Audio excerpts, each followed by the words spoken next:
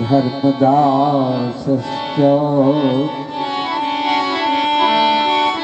सद्गुरु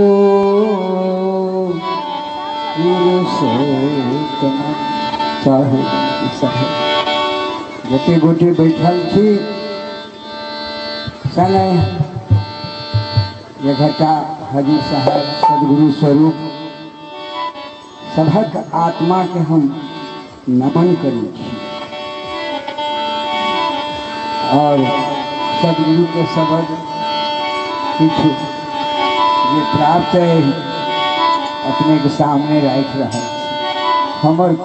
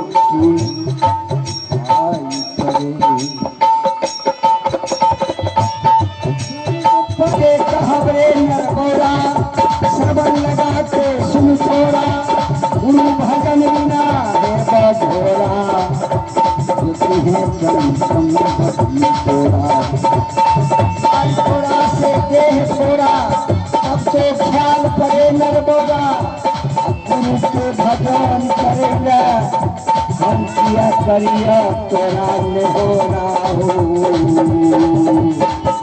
गुरु की भजन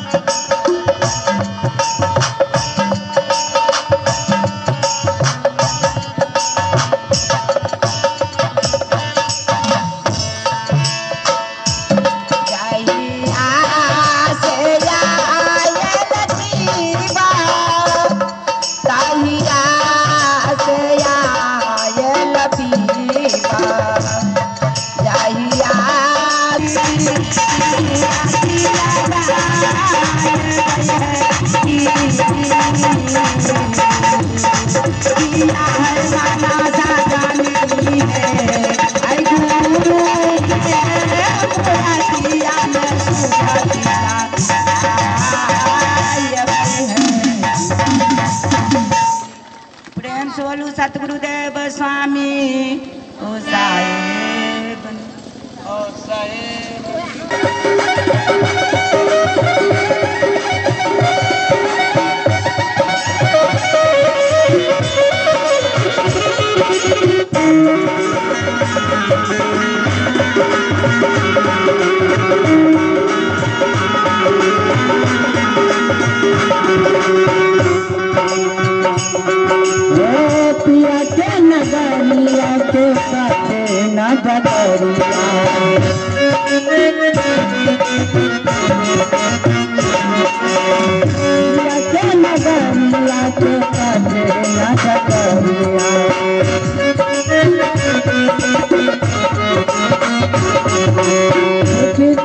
जाला रतिया के तोरे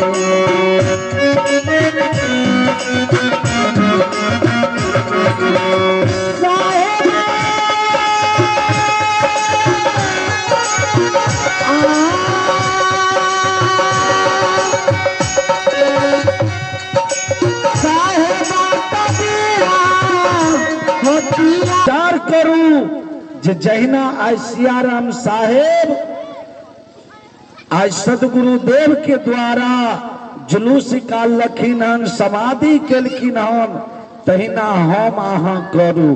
किया त भजन के माध्यम से अछि, हम भजन से सेवा करे के लेल जाइ छी।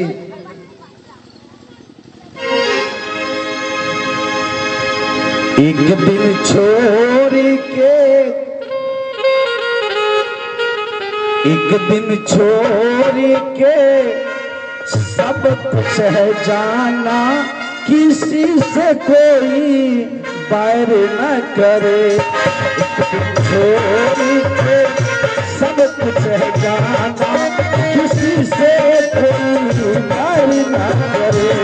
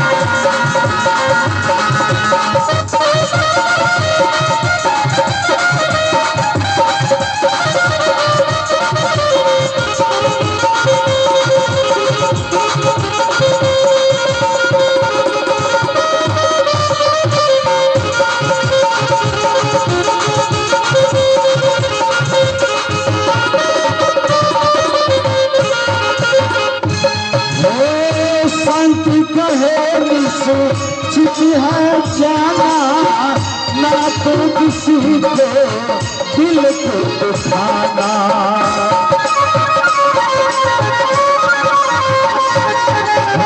शांति कहे मुझसे चिट्ठी है जाना, ना तो किसी को दिल को दुखाना। मरने पर भी, मरने पर भी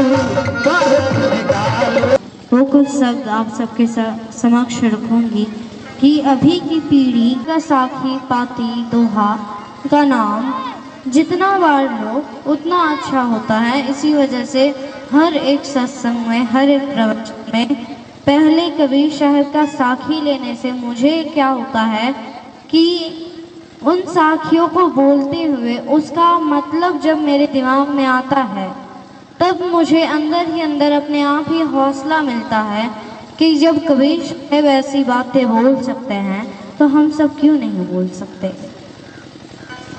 और उनके हर एक साखी में जो क्षमता होता है, जो बल होता है, और उनके साखियों को उच्चारण करने से जो हिम्मत हमें मिलती है, उस हिम्मत को आप सबके समक्ष व्यक्त करने का जो कोशिश है, उस कोशिश में और अच्छा हो, इसकी वजह से कबीर साहब का साखिया सबके समक्ष रखा जाता है। और साखी का महत्व भी साहब का विजय, और इन सब को अगर हम छोड़ देते हैं तो कबीरपंथियों का जो मूल चीज है वही छूट जाता है। तो आइए कबीर साहब का कुछ साखी कहते हैं। जब मत मारो बापड़ा, शिव का एक ही प्राण। कबीर साहब को ऐसा बोलने की जरूरी क्या पड़ गई?